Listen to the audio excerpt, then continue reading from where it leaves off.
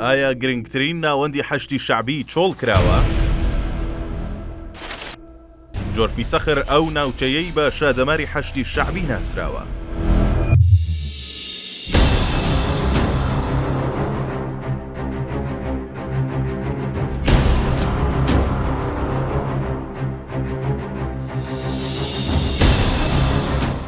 لە دوای ئاگادارکردنەوەی ئەمریکا بۆ هەڵوەشاندنەوەی هێزەکانی حەشتی شەعبی ماوەی چەند ڕۆژێکە لە بەشێک لەو ناوچانەی دەکەوێتە ژێر هەژمونی حەشد جموجۆڵی نائاسایی دەبینرێت. یەکێکیش لەو ناوچانە بریتیە لە جۆرفی سەخر.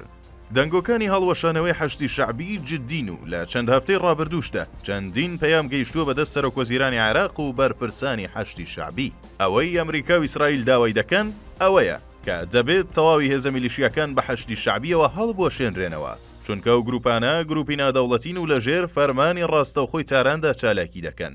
ئەوە جگەلەوەی لە ماوەی یەک ساڵی ڕابردوودا نزیکەی 400 هێرشی درۆنی و موشەکی لە عێراقەوە کراوەتە سەر ئیسرائیل. ئەمریکا دەڵێت ئەو گروپانە لە ژێر باڵی حەشتی شەعبیدان و دەبێت حەشتیش هەڵبوەشێنرێتەوە. لە هەفتەی ڕابردوودا محەممەد شیع سوودانی لە ڕێگەی ڕاوێژکارەکانیەوە پەیامی ڕاستەوخۆی داوە بە گوێی بەرپرسانی شیعە و حەشتی شەعبیدا و پێی وتون ئەمریکا جددیە و دەبێت خۆمان دەستپێشخەری هەڵوەشاندنەوەی هێزە میلیشیاکان بین بە حەشتی شەوە، ئەگەرنا بە زۆر پێمانی هەڵدەوەشێننەوە. زانیاریەکان باس لەوە دەکەن کە سوودانی بە ئەمریکای ڕاگەیاندووە دەکرێت حەشد لە یەکەیەکی سەربەخۆ بکرێتە یەکەیەک لە نێو وەزارەتی بەرگری و لەگەڵە وەزارەتە تێکەڵ بکرێنەوە. بەڵام ئەمریکا هەموو مەرجێکی عێراقی بۆ هەڵوەشاندنەوەی ئەو هێزە ڕەت کردوێتەوە و تەنیا وتوویەتی تا مانگی نیسانی ساڵی داهاتوو کاتتان هەیە بۆ هەڵوەشاندنەوەی ئەو هێزانە بە پێچەوانە لە دوای ئەو بەروارەوە عێراق وەک نەیار دەخرێتە لیستی نەیارەکانەوە. لەو نێوەندەدا چەند ڕۆژێکە دەنگۆی چۆڵکردنی جۆرفی سەخر هەیە لەلایەن حەشتی شەعبیەوە کە یەکێکە لە گرنگترین ناوەندەکانی ئەو هێزە و دەگوترێت گەورەترین بنکەی چەک و تەقەمەنی بەرهەمهێنانی درۆنی حەشد هەر لەو ناوچەیەیە.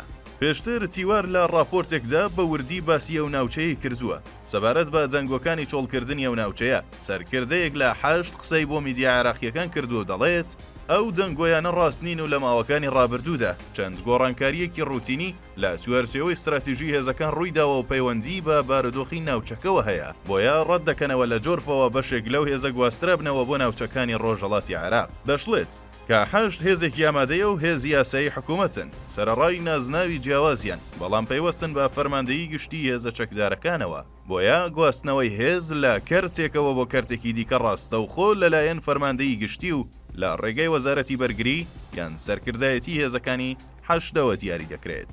لالایەکی دیکەوە باس لەوە دەکرێت کە هەڵمەتێکی چڕی لێکردنەوەی وێنەی سەرکردە کوژراوەکانی حەشد لە ناوچە جیاوازەکانی عێراق دەستی پێکردووە و لەو چوارچێوەیەشدا لە بەشێک لە قەزاکانی ژێر دەسەڵاتی حەشد ئەو کارە ئەنجام دەدرێت.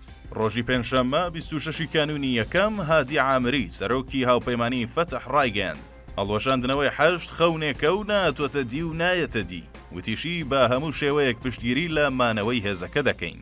لەلایەکی دیکەوە عەلی سیستانی مەرجەعی باڵای شیعەکانی عێراق هەفتەی ڕابردوو ڕەتی کردەوە کە فتوای هەڵوەشاندنەوەی حەشد بدات لە کاتێکدا کە لە ساڵی 2014 هێزەکە بە فتوای عەلی سیستانی بۆ شەڕی دژی داعش پێکهێنرا. تا ئێستا نازانرێت کە سەرکردەکانی حەشد و بەرپرسانی شیعە هەڵوێستی فەرمیان چی دەبێت، بەڵام سەرچاوەکان باس لەوە دەکەن کە نەرمینواندنێک هەیە سەبارەت بە چارەسەرکردنی حەشد، جا بە هەڵوەشانەوە بێت یان بە تێکەڵکردنیان بێت لەگەڵ هێزەکانی دەوڵەتی عێراق، چونکە بارودۆخی ناوچەکە و لاوازبوونی بەرەی مقاومەی سربەهێران لە ڕۆژهەڵاتی ناوەڕاست تەنیا بە فەرمی عێراقی نەگرتووەتەوە و ترسی هەیە دوای گۆڕانکاریەکانی سووریا ئاگری شەڕەکە بگاتە وڵاتەکەی.